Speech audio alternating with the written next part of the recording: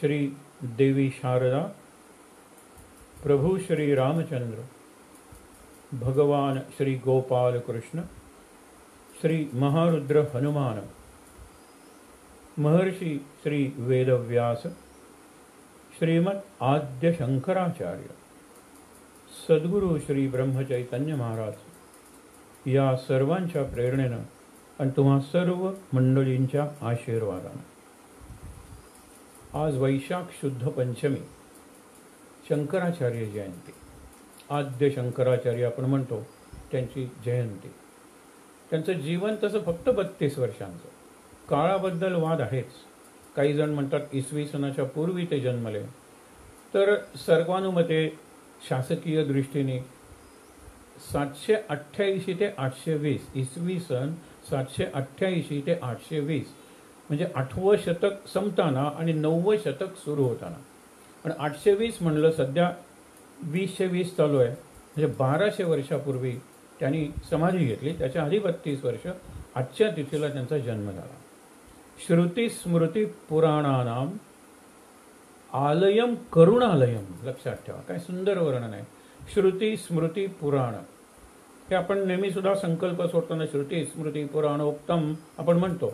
ते श्रुती स्मृती पुराण, पुराणानाम आलयम, जसं देवालय असतं तसं श्रुती स्मृती पुराण यांचं आलय, ग्रंथालय जसं असतं तसं आलयम करुणालयम.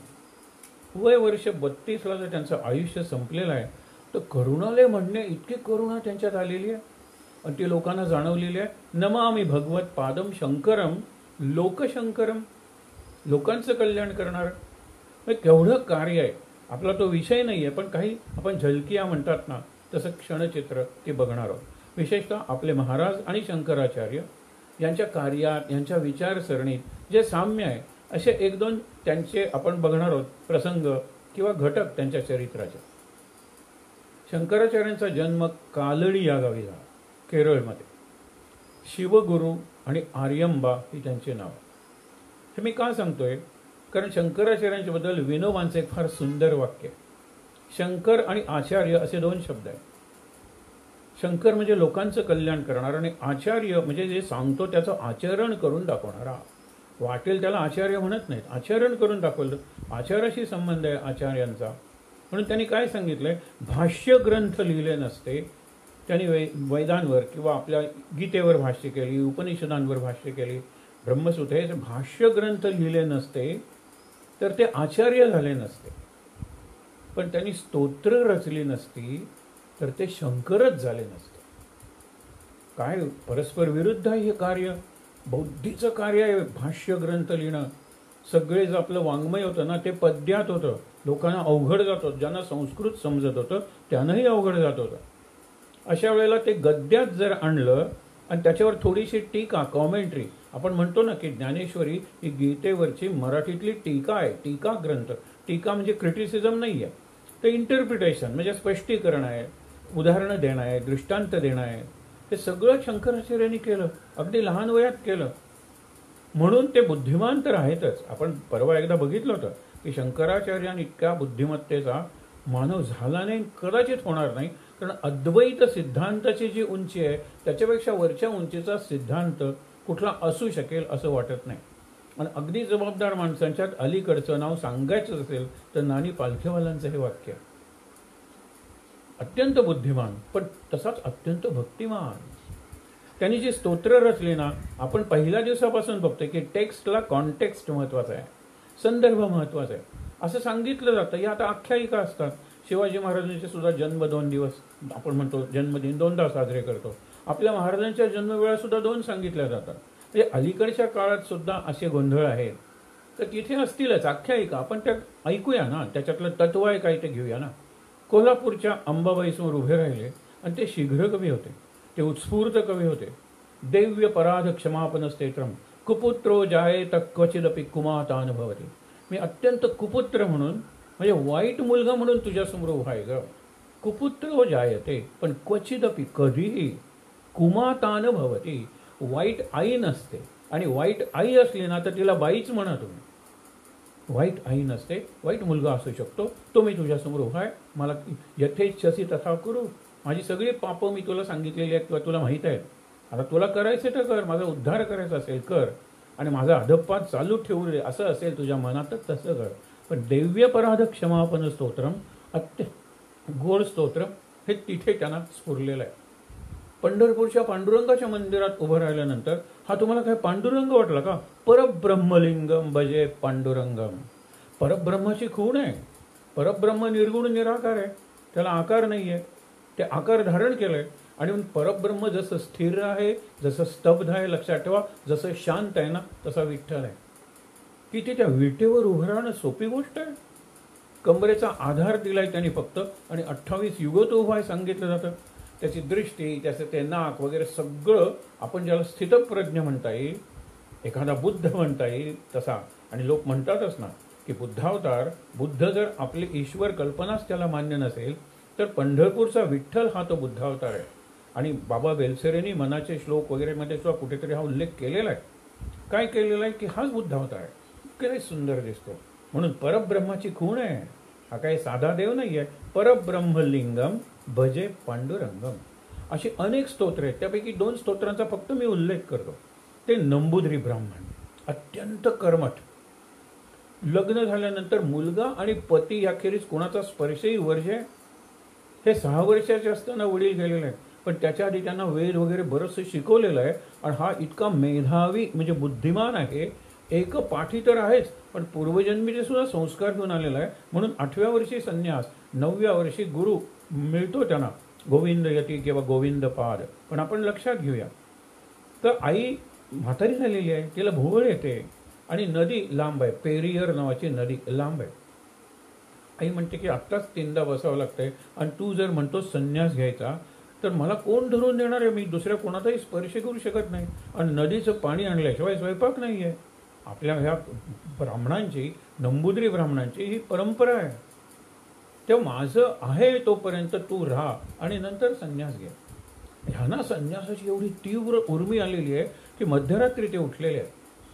आणि आपले आता सध्या तुम्ही जर कालडीला गेलात तर शंकराचार्यांच्या आश्रमाची सीमा संपते, तिथून खाली नदी वाहते, आणि आपल्याला पूर्वेकडून ते पुढे दिसते दूर, आणि अशी वळून आलेली आहे. तू जर लोकमाता सरिता आहेस तर माझ्या मातेसाठी आणि मी जगाच्या कल्याणासाठी संन्यास घेणार आहे. त्यामुळे तू काय कर, जरा अशी जवळून व्हा ना. आणि काय भूगर्भात काय झालं त्याचा विचार करायची आपल्याला आवश्यकता नाही आहे. सकाळी उठून बघतात ते त्यांच्या पायऱ्या आहेत, त्या पायऱ्याच्या तिथून नदी व्हायला लागलेली. पूर्णाष्टक नावाचं ते आहे, त्यांचं स्तोत्र प्रसिद्ध आहे. पूर्णेला ते सांगतात, तू लोक पुण्य सलीला आहेस, तू लोकमाता आहेस, सरिता आहेस, सगळ्या लोकांचं पोषण करतेस. तर एक तुझं बालक अत्यंत कळवळून तुला सांगते, तेही त्याच्या मातेसाठी, की तू जवळून व्हा. म्हणजे आई इथे आली की त्याला आंघोळ करता येईल आणि पाणी नेता येईल. प्रवाह बदलला पेरियरने, त्याला पूर्णा म्हणतात, त्या भागात पूर्णाष्टक लिहिलं. नंतर ज्यावेळेला संन्यास घेतला, जायला लागले, त्यावेळेला भिक्षा मागायची ना. एका अशा विधवेच्या घरी आले की जिच्या घरी अक्षरशः दारिद्र्य आहे. तिची अवस्था बघितल्यानंतर यांच्या डोळ्यात पाणी आलेलं आहे, करुणा आले. ते म्हणतात, ओम भवती भिक्षान देही. ते म्हणते, काही नाही रे बाळा, किती तू तरुण आहेस, तुझे ओठ पिळले तर आईचं पिळलेलं दूध बाहेर निघेल रे. अशा वेळेला काय देऊ तुला? बघ मागच्या अंगणात काय असेल ते. तिला एक आवळा पडलेला दिसला. ती म्हणते, हा आवळा आहे काय, घाल.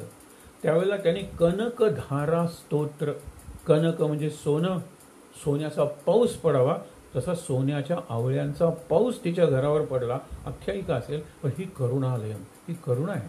काय या मातेची ही अवस्था आहे. तेव्हा हे देवी, हे शक्ती, तू लक्ष्मी आहेस, तू श्री आहेस, तुला काय अशक्य आहे. कनकधारा स्तोत्र म्हणून त्यांनी लिहिलं. त्यांच्या बऱ्याच स्तोत्रांच्या अशा काहीतरी आख्यायिका आहेत किंवा त्यांना एक बॅकग्राऊंड, पार्श्वभूमी आहे किंवा संदर्भ, कॉन्टेक्स्ट आहे. आता एवढंच पुढे जाऊया. महाराजांना आवडेल असा भाग. महाराज हे सर्व समावेशक होते. सगळ्यांना सांगायचं, तुम्हाला पाहिजे त्याचं नाम घ्या, माझा राम तुमचं कल्याण करेल. आणि रामाचं नाम घेतलं तर तुमचा जो देव आहे त्या देवाचा तुम्हाला अनुभव येईल. हे किती सांप्रदायिक महाराज बिलकुल नव्हते. म्हणून महाराजांचे जे अनुभूत आहेत त्यांनी सांप्रदायिक, संकुचित नकोच दृष्टी ठेवायला. नाही तर आपण महाराजांचा माणूसच नाही आहोत, कुठलाही संप्रदाय नाही.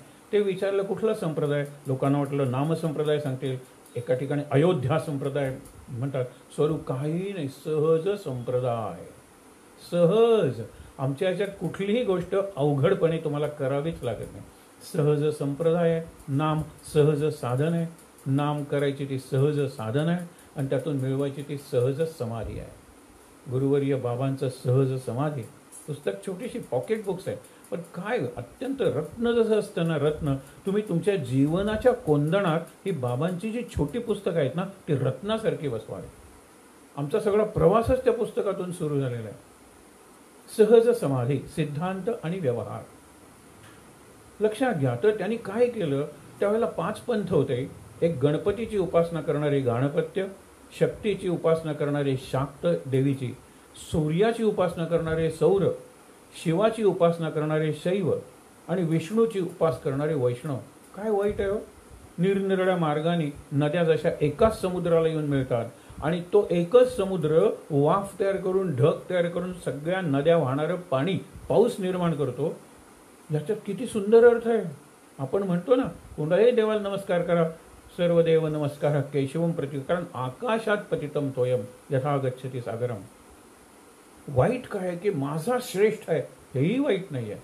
तुझा कनिष्ठ आहे, तुला जगायचाच अधिकार नाही आहे. हे आपली जी एक जीवनशैली आहे, आपण त्याला हिंदू म्हणतो, ते सोडून बाकीच्या ज्या जीवनशैली आहेत ना, त्यांची हीच आहे. तुम्हाला जर जायचं असेल तर याच प्रार्थना स्थळातून गेलं पाहिजे, हाच ग्रंथ वाचला पाहिजे, अशाच पद्धतीने नमस्कार केला पाहिजे किंवा देवाला शरण गेलं पाहिजे. आय ॲम द वे म्हणणारे हे आहे आणि आय ॲम अ वे म्हणणारा आपला ग्रंथ आहे. आय एम अ वे, मी हनुमंताचा उपासक आहे. आय एम अ वे, मी देवीची उपासक आहे. आय एम अ वे, मी येशू ख्रिस्ताचा आहे. आय एम अ वे, मी मोहम्मद पैगंबराचा आहे. काय बिघडलं? I am a way, the way. आपण शेवटी मिळतो तिथेच. महाराजांचं काय अप्रतिम उदाहरण आहे की म्हणाले, पंढरपूरला जायला अनेक रस्ते आहेत. मी कर्नाटकातून एक येतो, गोव्यातून एक जातो, महाराष्ट्रातून एक येतो. पंढरपूरमध्ये जायला सुद्धा अनेक रस्ते आहेत. नंतर पंढरपूरला सुद्धा शुक्रवार पेठ, गुरुवार पेठ अशा पेठा असतीलच. तुम्ही अगदी पांडुरंगाच्या मंदिरापर्यंत पोचलात तर त्याला 4 दरवाजे आहेत, कुठूनही आत शिरा. नंतर क्यू जो असतो तो उभा, आडवा, वर, खाली कसाही क्यू असतो. क्यू म्हणजे बारी म्हणतात त्याला, रांग, भक्तांची रांग. पण ज्या वेळेला तुमचा नंबर म्हणजे क्रम येतो आणि तुम्हाला काही सेकंद का होईना पण तुमचं डोकं त्या विठ्ठलाच्या पायावर ठेवायची संधी मिळते, त्यावेळेला सगळ्यांचे मार्ग तिथे संपतात. मागे उभं राहून, वर उभं राहून नाही त्या पायावर डोकं ठेवत आहे, अगदी समोर. बाकीचे सगळे मार्ग इतर साधन आहेत, जप, व्रत, ध्यान, यज्ञ वगैरे. नाम हे असं आहे, तुम्ही समोरासमोर आलेले आहात. मी आणि विठ्ठल, माझं मस्तक आणि विठ्ठलाचे पाय याच्यामध्ये काही नाही असलं तर नाम आहे, हे लक्षात ठेवा. मग पुढे तो विठ्ठलही जाईल, मीही जाईन, नाम उरेल. आज महाराजांनी एक वाद घातलेला आहे, त्याचा आपण बघणार आहोत. पण हे लक्षात घ्या, ह्या 5 पंथांचे माझाच देव श्रेष्ठ म्हणून एकमेकाचा अक्षरशः रक्तपात करत होते. आणि म्हणून त्यांनी पंचायतन पूजा सुरू केली. प्रत्येक पंथाचा जो प्रमुख होता त्याला जाहीर वादविवादात पराभूत केलं आणि सांगितलं की माझा मार्ग तू स्वीकारू नकोस, पण एक मान्य कर की शिव आणि विष्णू याच्यात फरक नाही आहे. शिव, विष्णू आणि गणपती याच्यात फरक नाही आहे. शिव, विष्णू, गणपती आणि देवी शक्ती याच्यात फरक नाही आहे. आणि सौर, सूर्य, सगळी शक्ती एकच आहे, सगळं चैतन्य एकच आहे. पंचायतन पूजा म्हणजे काय की 5 हे जे पंथ आहेत त्या पंथाच्या तुम्ही मूर्ती ठेवा किंवा प्रतीक ठेवा. विष्णूची मूर्ती म्हणजे शाळीग्राम ठेवा, शिवाच्या मूर्ती म्हणजे शिवलिंग ठेवा, सूर्याचा काहीतरी प्रतीक ठेवा. तुमचा जो आहे पंथ, समजा मी शैव आहे तर शिवलिंगमध्ये ठेवा, बाजूला हे 4 ठेवा, इकडे गणपती ठेवा, इकडे सूर्य ठेवा, इकडे शक्ती ठेवा आणि इकडे विष्णू ठेवा. तुमचा विष्णू प्रमुख आहे तर विष्णू प्रमुख पंचायतन मध्ये विष्णू ठेवा आणि बाजूला उरलेले 4 पंथांचे देव किंवा प्रतीक ठेवा. आरती फक्त तुमच्या देवाची करा. काय गंमत आहे बघा बरं. आरती फक्त तुमच्या देवाची करा, विष्णूची करा, शंकराची करा, लवथवती विकराळा ब्रह्मांडी माळा. त्यावेळेला तिकडे गणपतीच म्हणतोय, अरे वा वा माझी आरती करतोय. तो सूर्य म्हणतोय, अरे वा वा माझी आरती करतोय. कारण आरतीचा प्रकाश एकच आहे की हो. पंचारती आपण म्हणतो त्याच्यात 5 वाती आहेत, 5 ज्योती आहेत, पण प्रकाश एकच आहे. 5 वाती किंवा ज्योती असल्यामुळे महाप्रकाश झालेला आहे एवढाच. पण मी फक्त माझ्या देवाला ओवाळू शकेन का? हे केवढं सुंदर तत्व ज्याला सिंथेसिस म्हणतात, ग्रँड सिंथेसिस आहे, हा महासमन्वय आहे. आणि समन्वयवादी म्हणजे महाराज, हे लक्षात ठेवा. समन्वय, संवाद आणि त्यातून निर्माण होणारं संगीत म्हणजे जसे शंकराचार्य तसे महाराज. आणखीन एकच बघूया. शंकराचार्यांनी मठ स्थापना केल्या, महाराजांनी मंदिर स्थापना केली. त्या मठ स्थापनेची एवढी सुंदर व्यवस्था त्यांनी लावलेली आहे. काय विचार आहे बघा या शंकराचार्यांचा, की विंध्य पर्वताचे भारताचे 2 भाग करतो, उत्तर भारत आणि दक्षिण भारत. म्हणून त्यांनी काय सांगितलंय, उत्तर भारतात जे मठ आहे त्या मठाचा जो पुजारी असेल त्याचा जन्म विंध्याच्या दक्षिणेकडे झाला पाहिजे. नाहीतर काय, माझा मुलगा कुठे इथे जरी जन्मला तरी चालेल, नाही ना, मग तो तुझ्यानंतर पुजारी होणार नाही. तुला तुझ्यानंतर तुझा मुलगा या मंदिराचा पुजारी व्हायचा असेल आणि मंदिर जर विंध्याच्या उत्तर भारतात असेल तर निदान बाळणपणासाठी तरी तुझी बायको दक्षिण भारतात गेली पाहिजे, केरळमध्ये किंवा कर्नाटकमध्ये. आणि दक्षिण भारतात जे मठ आहे त्यांनी उत्तर भारतात, म्हणजे त्यांनी ज्याला आपण म्हणतो नॅशनल इंटिग्रेशन किंवा राष्ट्रीय एकात्मता, हे त्यांनी बघितलेलं आहे शंकराचार्यांनी. कितीतरी उदाहरणं. महाराजांची दूरदृष्टी अशीच होती. त्यांनी प्रत्येक वेळेला बोलवलं, चिंतूभावना, चला तुम्ही या पूजेला कुलोपाध्याय आहात म्हणून तुम्हाला रामाचं दिलेलं आहे मंदिर, ते तुम्ही करा, त्याच्यात येणार. तुम्हाला घर दिलेलं आहे राहायला आणि तुम्हाला उत्पन्नाचं साधन म्हणून दिलेलं आहे काय, तर आम्ही हे जमीन दिलेलं आहे, वेतन ज्याला म्हणतात ना, जमीन दिलेली आहे. म्हणजे शेतही दिलेलं आहे, घरही दिलेलं आहे, मंदिरही दिलेलं आहे. किती सुंदर व्यवस्था आहे. महाराजांनी असं नाही मी गेल्यानंतर एकदम काही नाही, सगळी व्यवस्था त्यांनी केलेली आहे. आणि आईसाहेब आणि ब्रह्मानंद यांनी 5 वर्ष जे चालवलेलं आहे त्याचं इंगित किंवा रहस्य हेच आहे. महाराजांनी सगळी नीट व्यवस्था लावली होती जशी शंकराचार्यांनी लावली होती.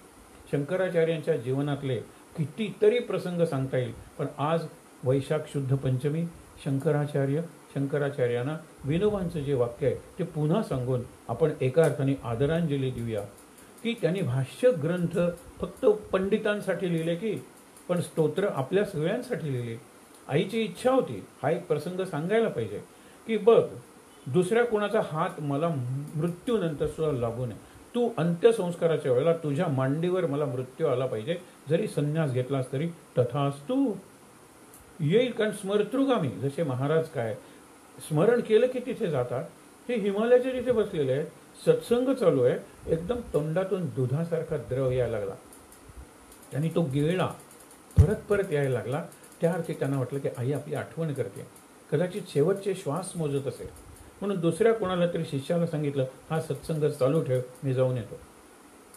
आणि नंतर आले ना, आकाश मार्गाने आले असेल, सूक्ष्म मार्गाने आले असेल, आणि आल्यानंतर आई अगदी खरंच शेवटचे श्वास शंकरा शंकरा शंकरा चाललं होतं. आई मी आलोय. तिला इतकं बरं वाटलं, मांडीवर डोकं घेतलं आणि आई तुझी काही इच्छा आहे का, मला शंकराचं दर्शन व्हावं रे, चल. मी शंकराचा ध्यानमंत्र म्हणतो बघ. आणि त्या ध्यानमंत्र म्हणता म्हणता तिला शंकराचं दर्शन झालं. मला विष्णूचंही दर्शन पाहिजे, चल त्याचा ध्यानमंत्र करूया. हे शंकराचार्यांचे ध्यानमंत्र आहेत ना, हे अप्रतिम आहे. म्हणजे त्या देवतेचं चित्रण करणारे आहेत, ज्याला आपण पिक्चरच म्हणतो ना, शब्दचित्र आहेत. आणि नंतर मग त्यांनी त्याप्रमाणे अंत्यसंस्कार केला. पुढचे काही आपल्याला तपशील पाहण्याची गरज नाही. ज्यांना शंकराचार्य म्हणजे खरं म्हणजे प्रत्येकाने शंकराचार्यांचं चरित्र वाचलं पाहिजे.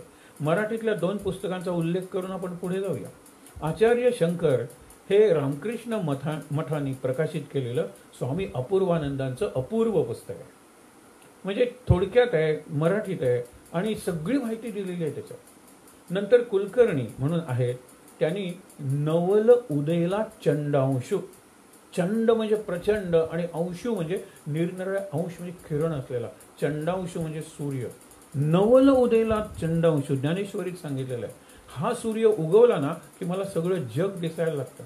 पण शंकर नावाचा सूर्य, शंकराचार्य नावाचा सूर्य उगवला ना की हे जग मावळून जातं. सूर्य उगवला जग उगवतं. तो आकाशातला सूर्य आहे भौतिक, पण हा चैतन्य सूर्य आहे, हा आत्मसूर्य आहे, हा शंकर सूर्य आहे. लक्षात ठेवा. हा कसा आहे, नवल उदयला चंडांशु मावळवीत विश्वाभासू. तो उगवला की विश्व मावळून जातं, विश्वाचा सगळा आभास आहे. आणि त्यालाच त्यांनी सांगितलं ब्रह्म सत्यम जगन मिथ्या.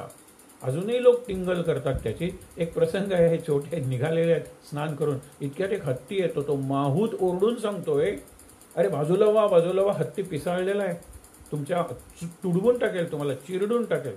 सगळे पळाले, शंकराचार्य सुद्धा पळाले. हत्ती पुढे गेल्यानंतर शंकराचार्यांच्या ब्रह्मसत्यम जगन मिथ्या याची टिंगल करणारे म्हणतात, तो हत्ती मिथ्या होता ना, जगन मिथ्या, तो जगाचा भाग होता, मिथ्या होता ना, मग का पळाला? ते म्हणाले, माझं पलायन सुद्धा मिथ्या होते. हे लक्षात ठेवा. त्याला एवढंच उत्तर दिलं पाहिजे ना, ब्रह्मसत्यम जगन मिथ्या, जीवो ब्रह्मैव.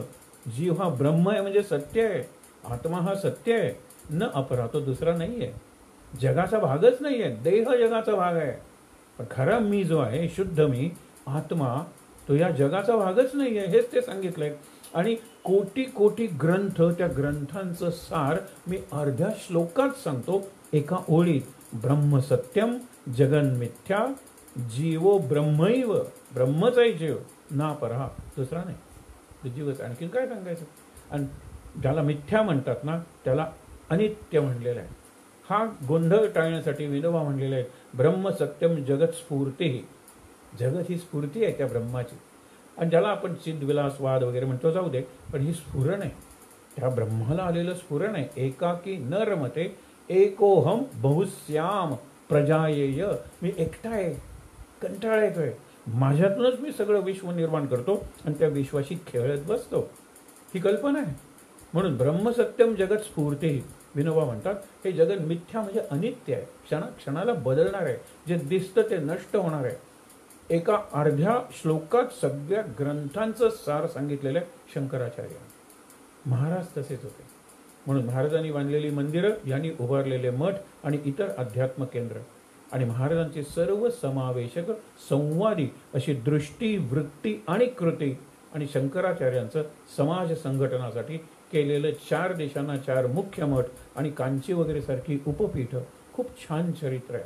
म्हणून अपूर्वानंदांचं आचार्य शंकर आणि नवल उदयला चंडांशू हे कुलकर्णी नावाच्या गृहस्थांनी लिहिलं. ही 2 पुस्तकं सहज मिळतात आणि जरूर वाचावीत, अद्भुत वाटेल.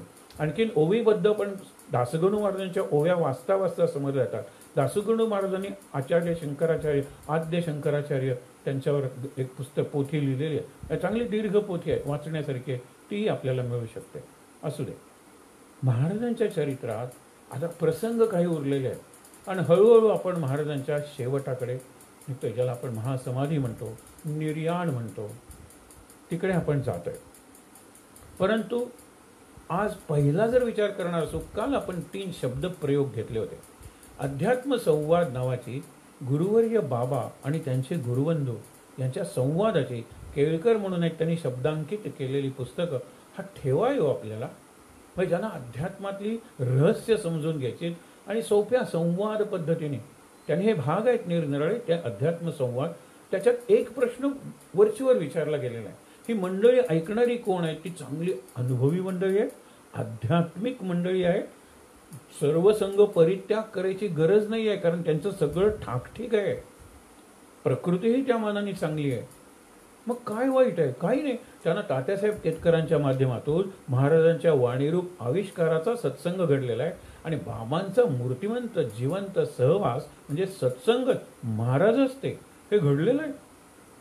आणि मग जर विचार केला तर त्यांना ही अडचण काय येते? म्हणाले, आपण उत्सवासाठी गोंदवलेला जातो, महाराजांच्या पुण्यतिथी उत्सवासाठी, किंवा नामसाधना शिबिर असतात त्याच्यासाठी गोंदवलेला जातो. तुझे नाम किती छान चालतं, डोळे मिटले, माळ सुरू केली की बास, मन दुसरीकडे जातच नाही. पण त्या 9-10 दिवसानंतर इकडे परत आल्यानंतर, आपल्या घरात, प्रपंचात, आपल्या माणसात आल्यानंतर, तसं बघायला तर आता बरीचशी त्यातली काही निवृत्त मंडळी असते, म्हणजे आता कुठे ऑफिसला वगैरे जायचं नाहीये, मन भटकतं आणि भरकटतं. असं का? म्हणून काल 3 शब्द प्रयोग घेतलेले होते, ते या चर्चेत इकडे तिकडे कुठेतरी आलेले, पण अनेकदा आलेला शब्द प्रयोग आणि फार महत्वाचा, आपण नामाला सर्वोच्च मूल्य देत नाही. महाराज हेच सांगत होते परोपरीने. यांनी जरा थिओराइज करून सांगितलं, सुप्रीम व्हॅल्यू देता का नामाला? सुप्रीम म्हणजे अपर मोस्ट, त्याच्या वर आणखीन काही नाही. सगळ्यात मौल्यवान हा हिरा तो हिरा लॉकर मधला नाही. सगळ्यात मौल्यवान हा माणूस तो माणूस, माझा हा मुलगा ही मुलगी, किंवा मी स्वतः नाही. माझ्या जीवनात सगळ्यात मौल्यवान वस्तू नाम असली पाहिजे. प्राणापलीकडे जपेन. आणि मी जर प्राणापलीकडे नाम जपलं तर महाराजांचे प्राण आहेतच की हो. जिथे नाम तेथे माझे प्राण. मी प्राणापलीकडे जर नाम जपलं, जपणे म्हणजे मेंटेन, काळजी घेणे, आणि जपणे म्हणजे जप करणे, दोन्ही अर्थाने, तर महाराज आहेतच माझ्या बाजूला आहेत, माझ्यात आहेत, हे लक्षात ठेवा. म्हणून हे पहिली गोष्ट. नंतर दुसरं होतं टॉपमोस्ट प्रायोरिटी म्हणजे एका अर्थाने आपण म्हणतो ना अग्रक्रम किंवा महत्त्व.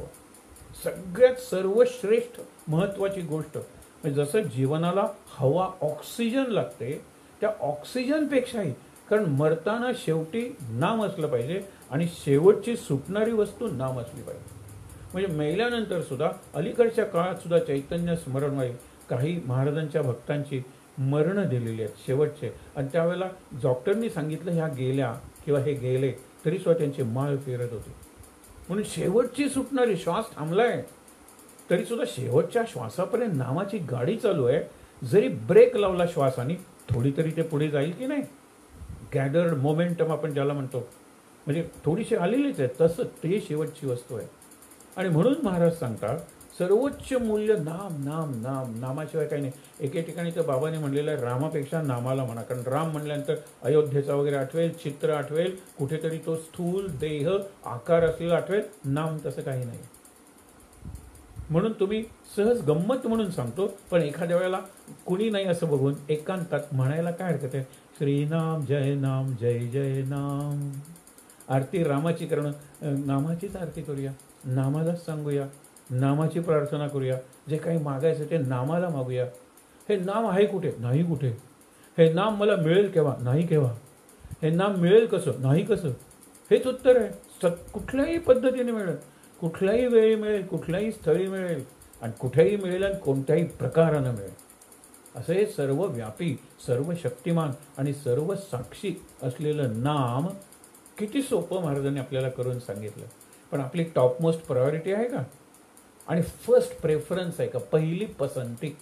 समजा घरातली सगळी माणसं कुठेतरी गेली आउटिंगला, पिकनिकला, आणि 2 दिवस येणार नाही आहेत, 2 दिवस घरात मी एकटा आहे. माझ्या मनात पहिला विचार काय आहे, टी व्हीवर इतर असताना जे बघता येणार नाहीत ते चॅनल्स बघूया का.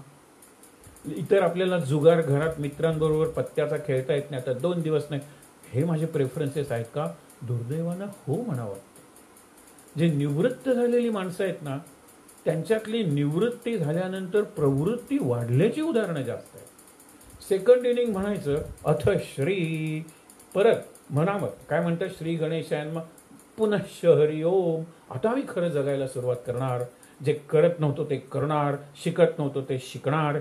याच घोषणा ह्या लॉकडाऊनच्या आधीही केल्या होत्या, आणि त्या अगदी योग्य आहेत. महाराज म्हणतात मला निवृत्त माणसं आवडतात, कारण त्यांना वेळच वेळ असतो.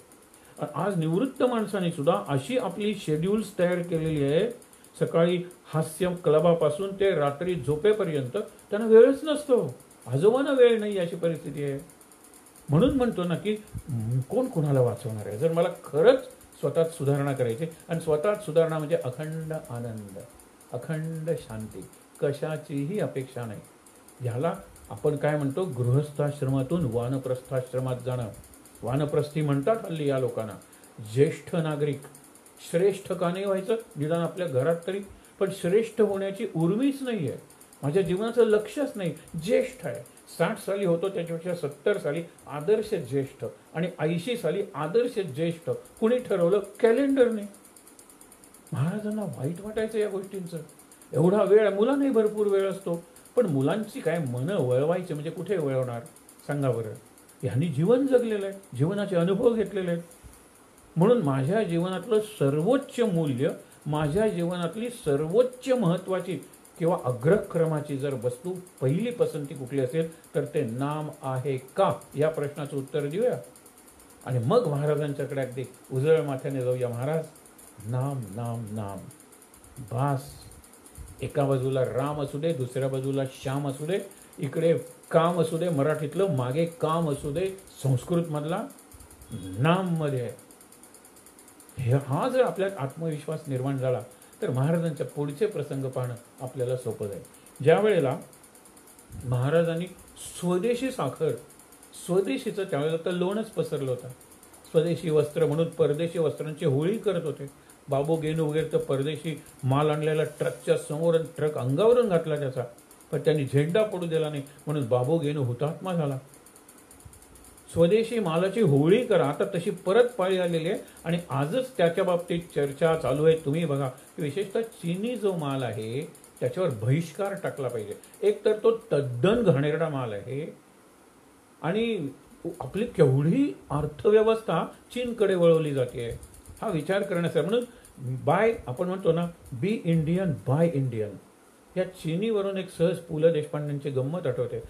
1962 साली चीननं हल्ला केला आणि आपला पराभव झाल्यानंतर ते म्हणाले साखर नसलेला चहा इथून पुढे पिणार, कारण साखरेला हिंदीत चीनी म्हणतात, चीनी कम चीनी जादा. त्यांनी बंद केला. नंतर मसाले भात बंद केला, कारण मसाले भातात दालचिनी असते. यातला विनोद सोडून द्या, पण लक्षात घ्या की आपण जर भारतीय आहोत तर काही गोष्टी ठरवल्या पाहिजेत आणि त्या सगळ्या समूहांनी जर ठरवल्या. आणि सध्या त्यासाठी भारताचे एक समूह मन तयार झालेलं आहे, कलेक्टिव्ह कॉन्शियसनेस और कलेक्टिव्ह माइंड. आपण एक हृदय हो भारत जननी, ते एक हृदय आपण व्हायला लागलेलो आहोत आणि याचा फायदा घेतला पाहिजे. लॉकडाऊन आपण पहिल्यापासून म्हणतोय, लॉकडाऊन ही शरीराची परिस्थिती आहे, पण why should I lock myself up, हे मनानी आहे. लॉकअप मध्ये म्हणजे मी कैदेत आहे का? नाहीये. I will have to unlock my inner energies, capacities और पोटेन्शियल. आतली माझी जी क्षमता आहे, ज्या शक्ती आहेत, जी कौशल्य आहेत, ती बाहेर काढण्यासाठी मिळालेली एक संधी आहे. आणि त्याच दृष्टीने महाराजांनी कदाचित हा कार्यक्रम केला असेल. हा कार्यक्रमाची योजना कुठल्याही माणसाच्या मनात आलेली नाहीये, हे लक्षात ठेवा. विश्वास बसणार नाही तुमचा, पण एक 2-3 माणसं एकत्र येतात आणि एका वेळेला चला आपण हे करूया का प्रयोग. आणि टेक्नॉलॉजीची कमाल आहे, इतक्या साध्या पद्धतीने हा प्रयोग होतोय. तो कुठपर्यंत पोहोचतोय मला कल्पना नाहीये, पण तुम्हाला सांगतो. महाराजांनी साखर स्वदेशी सुरू केली, कारण परदेशी साखर महाग असते, ती स्वच्छ पांढरी दिसावी, ब्लीच करण्यासाठी हाडं वगैरे वापरतात, असा काहीतरी प्रचार त्यावेळेला झाला असेल. महाराज म्हणाले चला ऊसाची शेतं विकत घ्या. महाराजांनी तुम्हाला सांगतो की ऊस मिळालेला नाही आपल्या माणसांना म्हटल्यानंतर रात्री शेत विकत घेऊन ऊस कापून आणून गायींना घातलेलं आहे आणि स्वयंपाकघरात वगैरे काम करणाऱ्या बाईंना दिलेलं आहे. महाराज मनस्वी होते, महाराज जनस्वी होते. मनावर त्यांचं जसं नियंत्रण होतं तसं जनाशी ते कायम जोडलेले होते. हो, कृष्णासारखे कायम माणसं त्यांच्याबरोबर. महाराज तेजस्वी होते, महाराज ओजस्वी होते. असे कितीतरी प्रसंग आजही 1-2 पाहणार आहोत. त्यांचं तेज पाहिल्यानंतर तो म्हणलेला आहे, नाही हे म्हणतात ते बरोबर असलं पाहिजे, कारण अनुभवाची बोल आहेत. पुस्तकाचा कुठलाही संदर्भ महाराज द्यायचे नाहीत. काल द्यायला लागला, कारण त्यांनीच विचारलं श्रुती प्रामाण्य, मग घ्या कली संतरण उपनिषद. काल दाखवलं ना, एरवी महाराज पुस्तकांचा संदर्भ कुठे देतात. एखादी रामायणातली कथा वगैरे किंवा जास्तीत जास्त महाभारतातली उदाहरणं आपल्याला महाराजांच्या प्रवचनांच्या पुस्तकाला आढळतात, पुस्तकांचे संदर्भ नाही.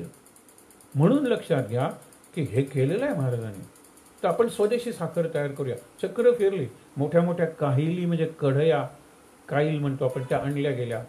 त्याच्यात मग ऊसाचं घेतलं, ऊसाच्या रसासाठी चरक, ते गाळण्यासाठी मोठी गाळणी, नंतर सेंट्रीफ्युगल लागतं त्याला साखर होण्यासाठी, ते सेंट्रीफ्युगल यंत्र आणलं.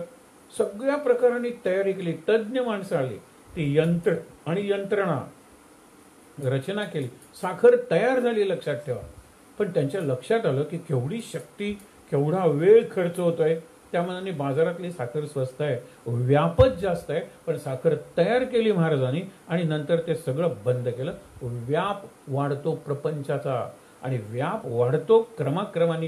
पहिल्यांदा लग्न झालं नाही, नंतर लग्न झालं, नंतर मुलं झाली, नंतर मुलांचे शिक्षण, हा व्याप आहे. आपण उपद्व्याप किती करतो लक्षात ठेवा. उपद्व्यापी माणूस आहे, गरजच नाही. असा खाताना हा असा खाईल, नंतर प्रयोग करेल, निरनिराळे विचित्र प्रयोग नाही करायचे आपण. आणि म्हणून लक्षात ठेवा, महाराजांनी साखरेचं ते बंद केलं, पण स्वदेशीचं जे स्पिरिट होतं ते लोकांपर्यंत त्यांनी पोहोचवलं. अरे ही आपली भूमी आहे. आणि सांगितलं ना, महाराज ज्यावेळेला गुरुचा शोध घेत होते त्यावेळेला स्वातंत्र्याचं पहिलं युद्ध, झाशीची राणी, तात्या टोपे, नानासाहेब पेशवे आपण म्हणतो ना ते, आणि अगदी शेवटचा पुरुष पेशवाईचा किंवा मराठेशाहीचा नानासाहेब पेशवे, त्यांना अग्नी महाराजांनी दिलेला आहे. हा महाराजांच्या चरित्रातला एक निराळाच अध्याय आहे. एरवी काय योग आहे हा. महाराज म्हणतात प्रारब्धाचे योग म्हणून सहज करतात. तो गवळी म्हणतो माझ्या याची राख करा, केलेली आहे. आईची तर केलेलीच आहे, वडिलांची करता आलेली नाही कारण ते इंदूरला आहेत म्हणून. परंतु ती मावशीबाई म्हणते मी राहायला तयार आहे आईकडे, मग तिचा अग्नी वगैरे महाराजांनीच दिला ना. विचार करा तुम्ही, आणखीन अनेकांना महाराजांनी अग्नी दिलेले आहे स्वतःच्या हाताने, मुक्त झाले असतील ते जीव. पण साखर तयार केलेली आहे स्वदेशी आणि नंतर मोडून टाकलेलं आहे. नंतर त्यावेळेला महाराजांची जी मंदिरं होती आजूबाजूला 300-400 माणसं होती, तर त्यांची गैरसोय व्हायची, विशेषतः स्त्रियांची. जर अंघोळ करून काकड आरतीला यायचं असेल तर पुरुष उठण्यापूर्वी त्या माणगंगा नदीवर गेलं पाहिजे किंवा ओढा वगैरे तिथे कुठे असेल तिथे, म्हणजे लवकर उठायला पाहिजे. पण तरी सुद्धा लोक येत होते, अंघोळ करून काकड आरतीला येत होते. नंतर कुणीतरी सुचवलं की आपण आणूया ना नदीचं पाणी पंप करून मंदिरात आणूया. नळ घातले, मंदिरात पाणी सुरू झालं. मंदिरात पाणी सुरू झाल्यानंतर पूर्वी 5 पूर्वी आंघोळ करणारे आता काही नळ आहेच की, नळ उघडला, बादली भरली, केली आंघोळ. लोक वाटेल तेव्हा आंघोळ करायला लागले. लोकांच्या जीवनाची शिस्त गेली आणि परावलंबित्व वाढलं. मला वाटतं एक 2-4 दिवसात महाराजांनी डिस्कनेक्ट करून टाकली. जी जोडणी होती ना ती तोडून टाकली महाराजांनी. पण नळाचं काम महाराजांनी केलं. म्हणजे तुम्ही ज्याला प्रपंच प्रपंच म्हणता, ज्याला संसार संसार म्हणता, व्यापार व्यापार म्हणता, सगळं महाराजांनी केलेलं आहे. आणि ज्या वेळेला त्यांना कळलं हे उपासनेच्या आड येतं, हे परमार्थाच्या आड येतं, त्यावेळेला जितक्या कल्पकतेनं त्यांनी ते घडवून आणलं, तितक्याच निर्धारानं त्यांनी ते मोडूनही टाकलेलं. कारण त्यांची एकच आहे काय की परमार्थापासून मी दूर जात नाही ना, ही एकच अट. तात्यासाहेबांना सुद्धा प्रमोशनच्या वेळेला त्यांनी महाराजांना विचारलं. तो एक निराळाच प्रकार होता. ते गुरुवर्य बाबांना सांगायचे की आज महाराजांना विचारा, कारण महाराज त्यांच्यातूनच बोलायचे ना तात्यासाहेबांच्या मुखातून. मग तात्यासाहेबांना विचारायचं असेल तर कोण विचारणार? बाबा विचारायचे प्रमोशन वगैरे. मग प्रमोशन म्हणजे जबाबदारी वाढणार का? हो. मग जबाबदारी वाढल्यानंतर मग मनावर ताण येणार का? हो. मनावर ताण आल्यानंतर मग नामापासून शक्यता आहे, नको प्रमोशन, नको बदली.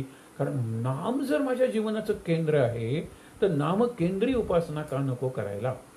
नाम प्रमुख उपासना, जसं शिवप्रमुख पंचायतन, तसं नाम प्रमुख दैनंदिन जीवन आणि नाम केंद्री जीवन असं का नको आपण स्वतःला सांगायला?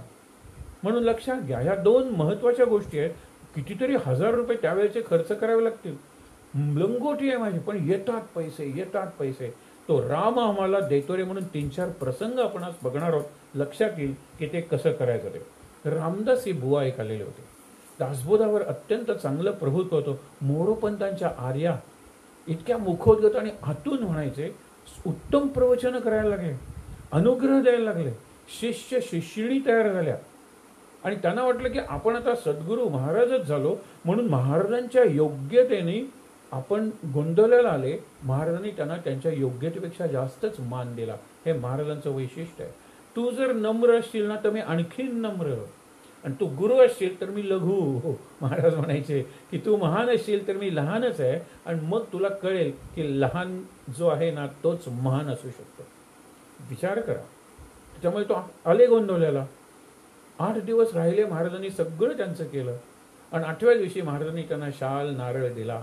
सगळं म्हणाले काय माहिती आहे ना, की पतित पावन तू आहेस, ऐकूनी आलो मी द्वारा, पतित पावन नव्हेसे म्हणून जातो माघारा. पतित पावन तुम्ही आहात, म्हणजे मला वाटलं की मला काहीतरी प्रगती होईल माझी, असं.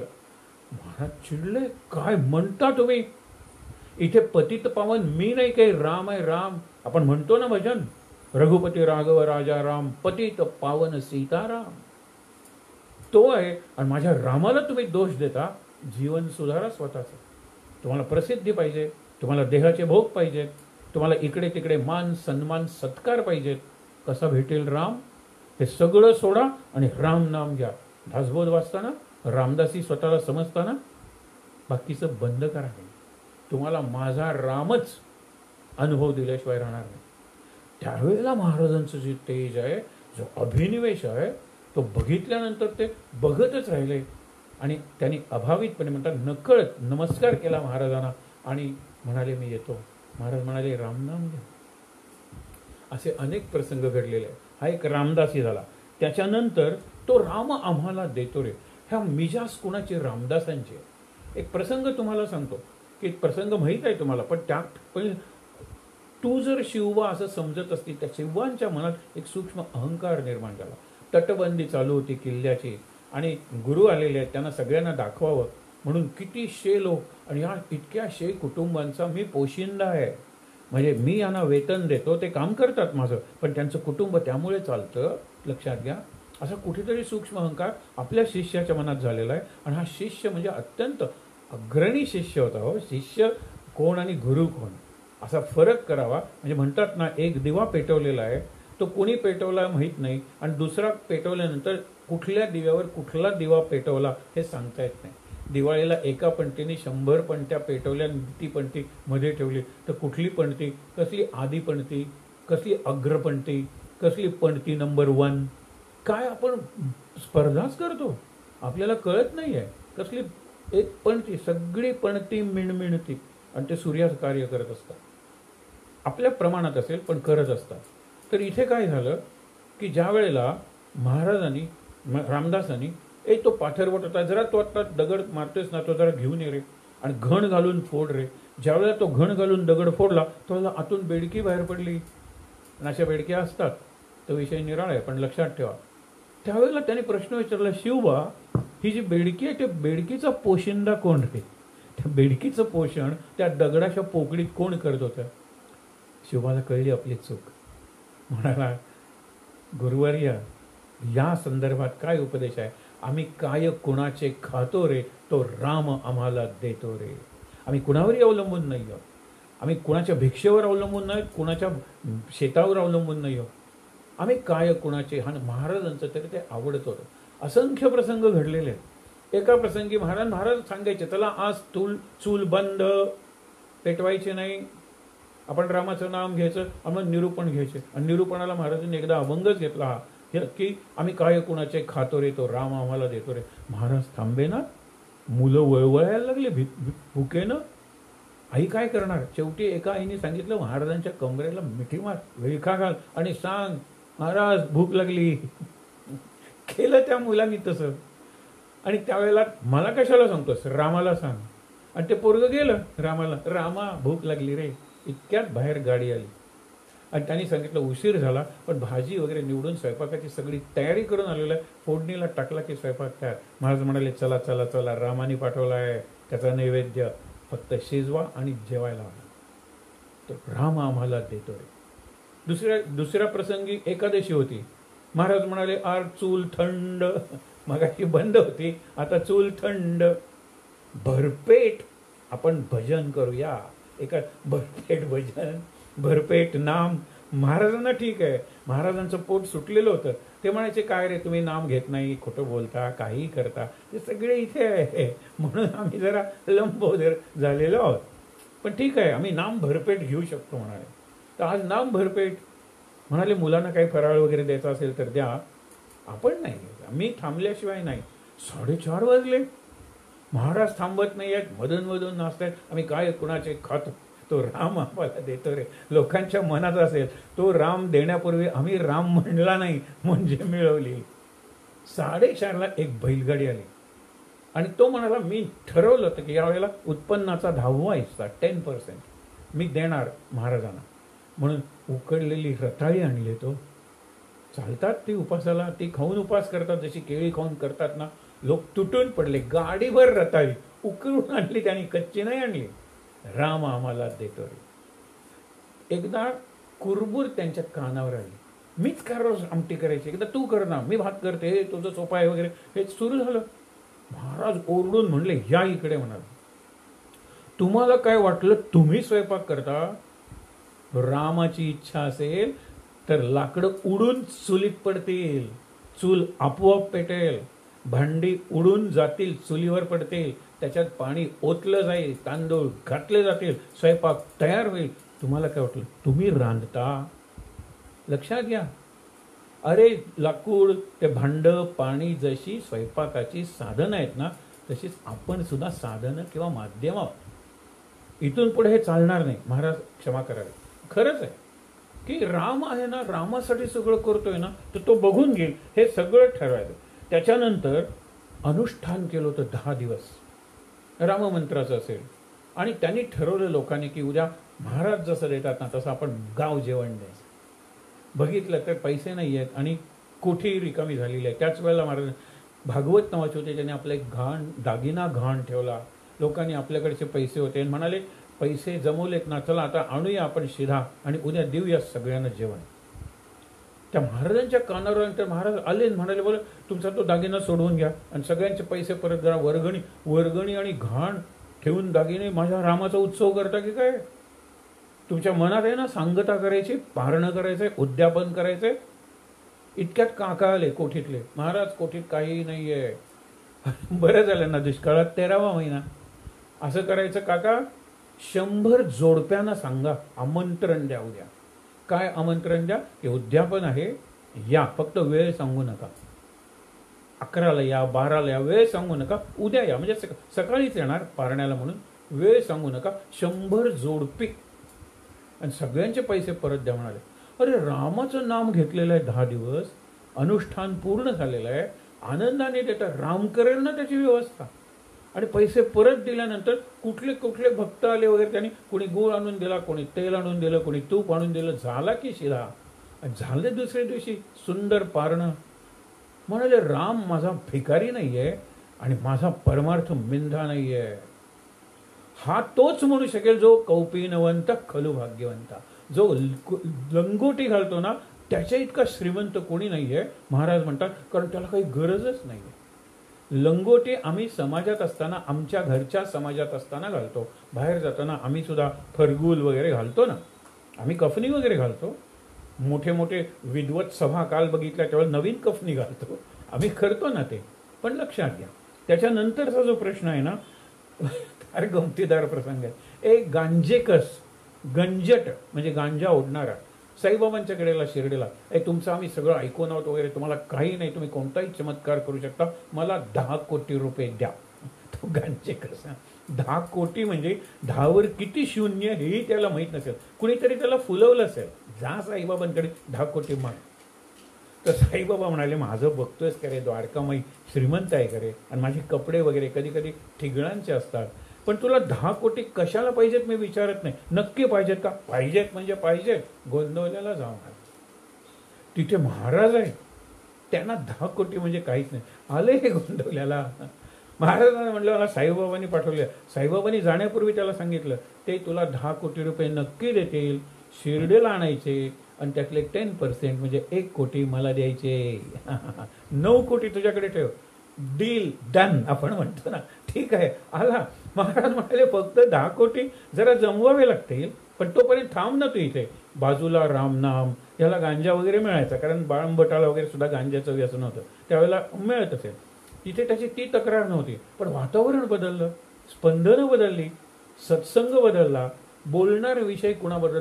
10 कोटी महाराज देत आहेत. महाराजांनी बरेच दिवस ठेवून घेतलं. अरे 2 कोटी जमलेत रे, 5 कोटी जमलेत रे, असं करत करत तो म्हणतो तुम्ही मला फसवताय. आणि एक दिवस म्हणले, अरे बरं झालं मी तुला शोधत होतो. 10 कोटी रुपये जमलेले, थैल्या बांधून तयार आहेत. त्या शिर्डीला नेण्यासाठी 100 बैलगाड्या लागतील, त्या घेऊन येतो. गांजे कसावर कोण विश्वास ठेवणार आहे? बैलगाडीवान म्हणाले शिर्डीपर्यंत जायचे आणि परत यायचे, पैसे आधी मोज.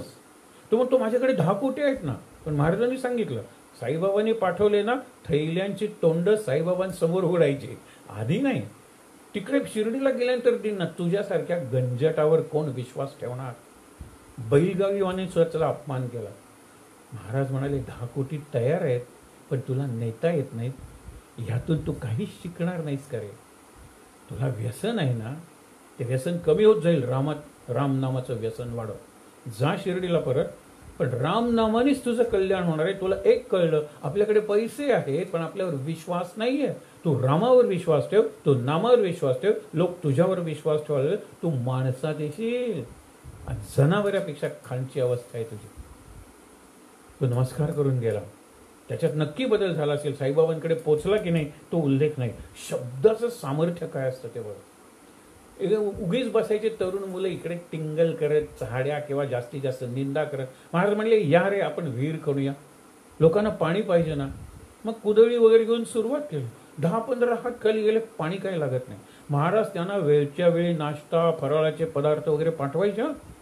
कारण अन्नदानाचा एक सूक्ष्म असा पैलू महाराजांनी मनात आणला होता. As you eat so you become, as you eat so you think, and as you think so you become. तुम्ही जसं खाता तसे तुमचे विचार बनतात, आणि जसे विचार बनतात ना तसे तुम्ही माणूस म्हणून बनता. तुमचं व्यक्तिमत्व, चारित्र्य विचारांवर अवलंबून असतं. तुमचे उच्चार, आचार विचारांवर अवलंबून असतात.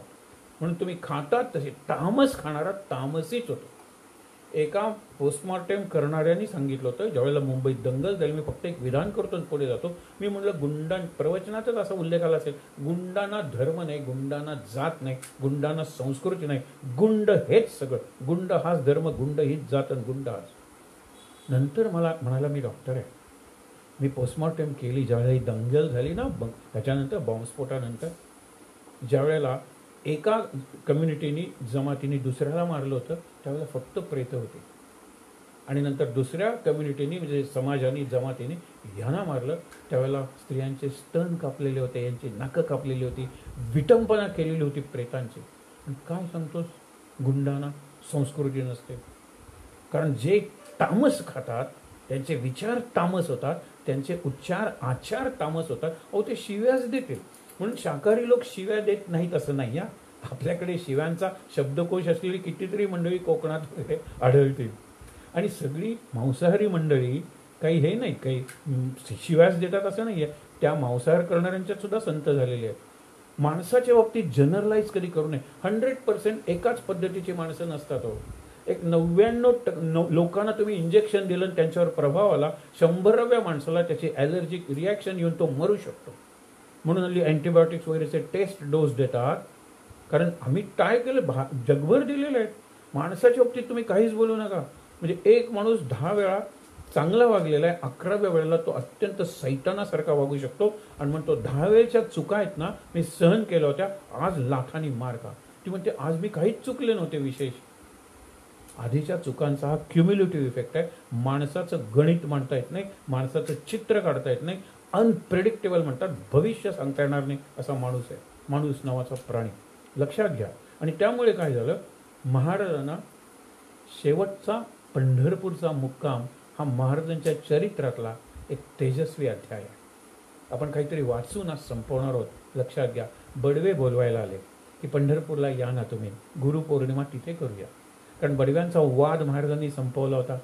इंग्रजांना सुद्धा ते आवडलं होतं, कारण म्हणाले दोघंही बडवे, आम्ही परधर्मी, कशाला तुम्हाला काहीतरी वाटेल. पण महाराज गेले, वाद सोडवला, सह्या घेतल्या, एवढे दागिने प्रत्येकाकडे आहेत, हे विठ्ठलाचे आहेत, हे आपण ऑफिसमध्ये जमा करूया वगैरे वगैरे. महाराजांनी छान सोडवला होता तो वाद. म्हणून बडव्यांपैकी एक जण त्यांचा प्रतिनिधी आला, यावेळेची गुरुपौर्णिमा आपण तिकडे करूया. ही महाराजांच्या आयुष्यातली शेवटची गुरुपौर्णिमा. महाराज गेलेत, 4 महिने तिथे राहिलेले आहेत, 15 सप्टेंबरपर्यंत, आणि गुरुपौर्णिमेच्या आधीच गेलेले आहेत महाराज तिकडे. महाराज जातील तिकडे, लोक जात होते. जनस्वी आहे, तुम्हाला सांगितलं ना. महाराज तपस्वी होते. अहो, काय त्यांनी गुरुच्या शोधानंतर सुद्धा उपासना केलेली आहे. म्हणून 6 शब्द वापरूया आपण. महाराज तपस्वी होते, महाराज तेजस्वी होते, महाराज ओजस्वी होते, महाराज जनस्वी होते. लक्षात ठेवा. म्हणून महाराज यशस्वी झाले. मनस्वी होते तसे जनस, मनावर नियंत्रण होतं. लोकांवर काय, लोकमान्य टिळक वगैरेंच्या सभेत ते बोलतात. आज शेवटचं त्यांचं जे भाषण आहे किंवा प्रवचन आहे ना, त्याच्या काळाबद्दल त्यांनी सांगितलेलं आहे. ते वाचून किंवा वाचूनच आपण थांबणार आहोत. पण पहिल्यांदा गंमत बघा, तिथे अनेक प्रसंग घडले. तुकारामाच्या वंशातला एक मुलगा होता, 30-35 वर्षांचा. त्याला इतका जुनाट खोकला होता. म्हणून अप्पासाहेब भडगावकर ते होमिओपॅथ होते आणि औषधं द्यायचे, त्यांच्याकडे तो यायचा. पंढरपूरला त्याला यायला आवडायचं, कारण तो ज्ञानेश्वरी वाचायचा. गीता त्याला वाचायची होती, पण संस्कृत कळत नव्हतं. महाराजांचा मुक्कामी भडगावकरांच्याकडे असायचा, म्हणून ते दिसले. महाराज म्हणाले, तू 9वा अध्याय वाच रे गीतेतला आणि ज्ञानेश्वरीतला. तो म्हणाला, ज्ञानेश्वरीतला कळेल, गीतेतला मला तुम्ही सांगा ना. तो तू वाचायला लाग, मी येऊन तुला सांगेन. त्याचा खोकला काही बरा झाला नाही, तो मरणोन्मुख अवस्थेत गेला. आणि महाराजांनी त्याला सांगितलं होतं, ज्ञानेश्वरीचं सार असलेली ओवी तुला सांगतो, लक्षात घे. आपण त्याचा उल्लेख केला होता. मग तांदूळाने का विनंती करायची त्या रांधप्याला, म्हणजे स्वयंपाक्याला, आचार्याला, की आमचा आज पांढराच भात राहू द्या, आमचा साखर भात करा, आमचा मसाले भात करा. हे तांदळाने काय विनंती करायची? आणि प्रार्थना त्या साई खडियाने सूत्रधाराते, सूत्रधाराला कशाला सांगायचं मला राणीसारखं कशाला नाचवतोस, मला कधीतरी दासी होऊ दे ना, दासीची हालचाली चांगली आहेत, किंवा उलट मला रोज दासी करतेस, एकदा तरी राणी बनव, एकदा तरी देवी बनव. चूप. तो रांधपी म्हणजे आचार्यही म्हणतो आणि तो सूत्रधारी म्हणतो, जो बोटाने त्या कठपुतळ्या हलवत असतो.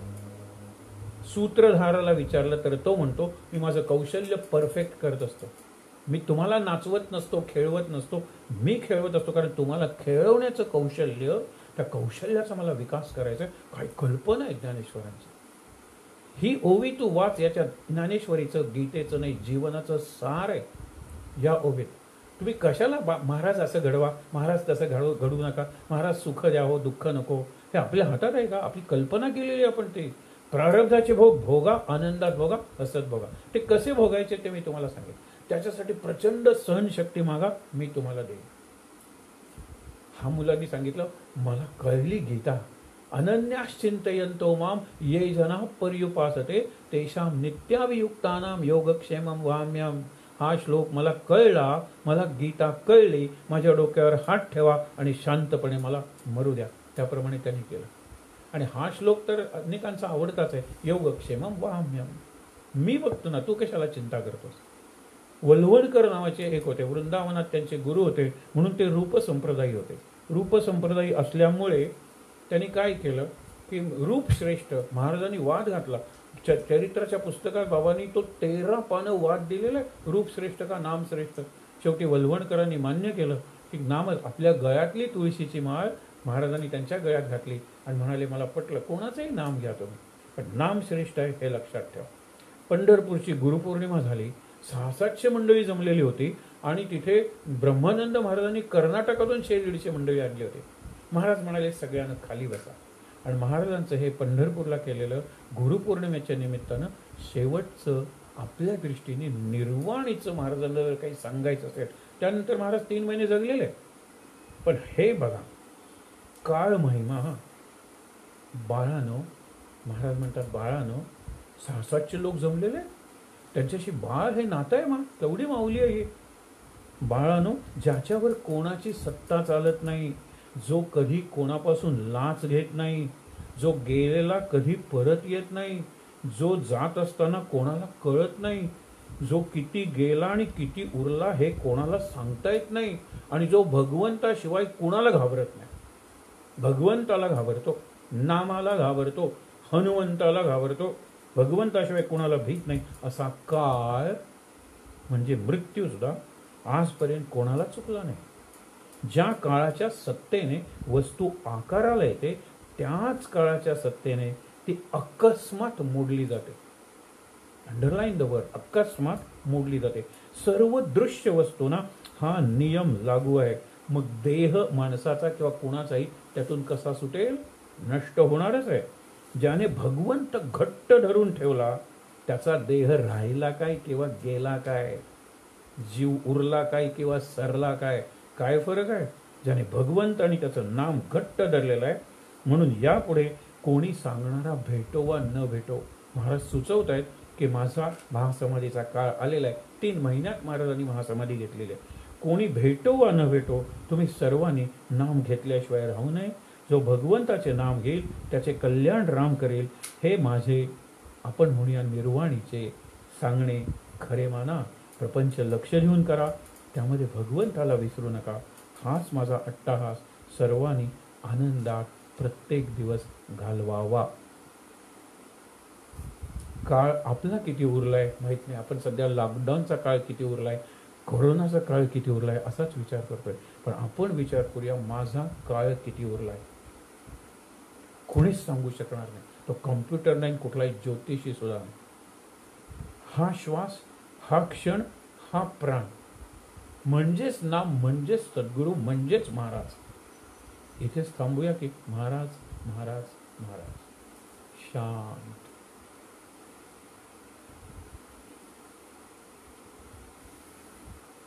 डोळे बंद करून शांत चेहरा ठेवायचा आहे. समाधी पाहता समाधान होते, तनु कष्टवी त्यासी आनंद देते, मनी भाविता कामना पूर्ण होती, नमस्कार त्या ब्रह्मचैतन्य मूर्ती, नामस्मरे निरंतर ते जाणावे पुण्य शरीर, महादोषांचे गिरीवर रामनामे नासती श्रीराम।